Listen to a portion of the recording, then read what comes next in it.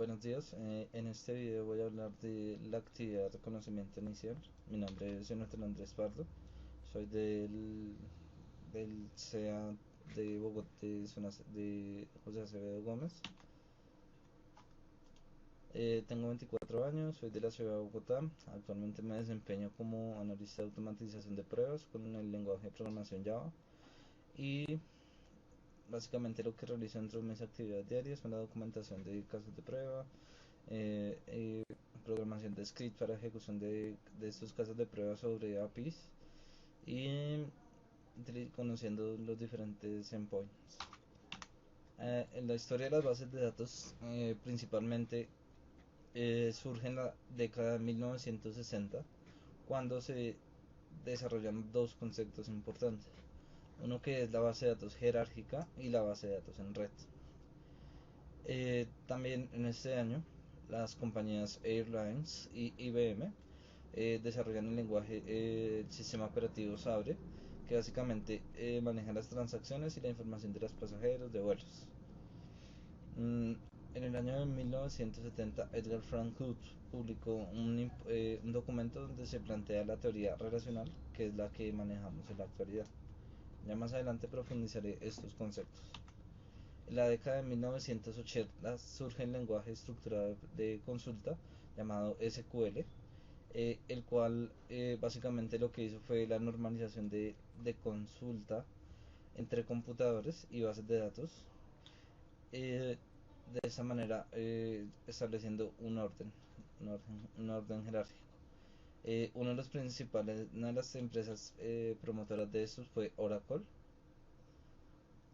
En la década de 1990 surgen Access y Excel, que permitió eh, la, la creación de diferentes bases de datos, manejo de consultas estructuradas, eh, permitiendo el acceso a las diferentes empresas al control de la información con dichos programas.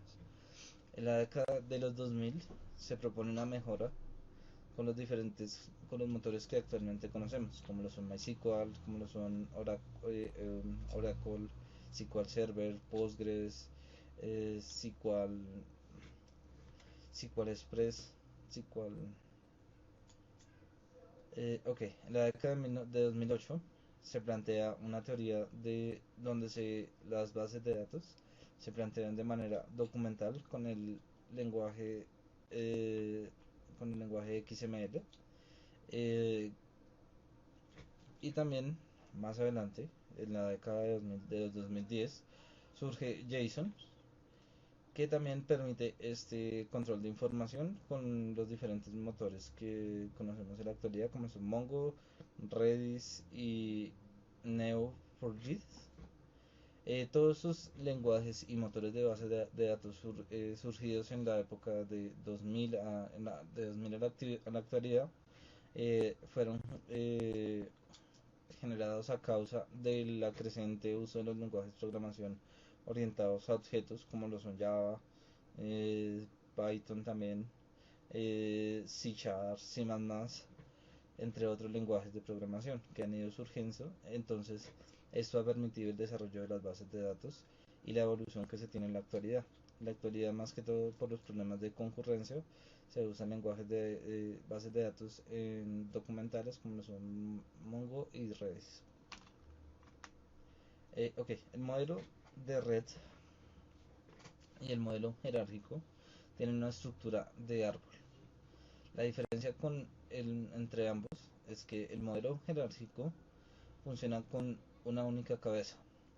A partir de esto surgen nodos secundarios, el cual dice que solamente pueden tener un nodo secundario después de este nodo secundario. Esto significaba que se podrían presentar duplicidad de información, se podría tener demoras en la consulta de información y pues no se tenía claramente un orden.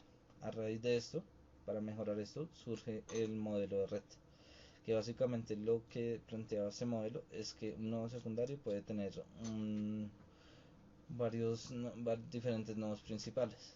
Esto a su vez fue aterrizado por la teoría relacional, donde básicamente se dice que un dominio, se crea el concepto de dominio y se crea el concepto de tablas con las diferentes columnas. En la actualidad se usa este modelo ya que permite establecer una mejor organización de las diferentes tablas y se pueden asociar diferentes tipos de datos. Esto a su vez tiene una separación tiene una separación de información y también tiene una separación de los tipos de datos, algo que no estaba presente en los dos modelos anteriores. En la raíz, en los años de 1990 surge el World Wide Web, donde básicamente el propósito de esto fue conectar las bases de datos de varias universidades mediante la red. Entonces, con la llegada de este hito en 1990, más o menos, se estableció que se establecieron mejores conexiones y se empezaron a crear servidores de bases de datos. En la década de 1980 surge un lenguaje estructurado de consulta llamado SQL, el cual permitió realizar la estandarización de comunicación entre las bases de datos. El lenguaje SQL es bastante sencillo, siempre se compone de tres partes básicas a la hora de extraer información. Un CILIC que trae los campos que se van a buscar, un from que trae la tabla donde se va a buscar y un where que permite la consulta, que trae los campos sobre los cuales se va a hacer consulta. También tiene diferentes opciones, se pueden aplicar la teoría de los conjuntos realizando inner join, left join, eh, full join y también se puede ordenar por un campo en específico, se puede limitar la consulta y se pueden hacer relaciones entre diferentes tablas. También a su vez permite la inserción, el actualizado y permite el borrado de información. En la actualidad, las bases de datos documentales surgen bajo el concepto de XML y JSON principalmente, debido a que el modelo relacional tiene un problema y es que cuando se ejecuta una consulta, este bloquea el uso de toda la base de datos para que no se puedan conectar a realizar más consultas. Adicionalmente, si se presentaban errores, se caía todo el servidor y no había forma de continuar. Con la masificación del uso de Linux y el despliegue de servidores en la nube, surge el concepto de bases de datos documentales como son XML y JSON. Estos dos tipos de archivos facilitan la creación de múltiples documentos y en caso dado de que fallase el servidor, se puede desplegar fácilmente en otro servidor. De esta manera, la arquitectura que se manejaba con el modelo relacional era una arquitectura vertical. De esta manera, la arquitectura horizontal se crea con estos bases de datos documentales.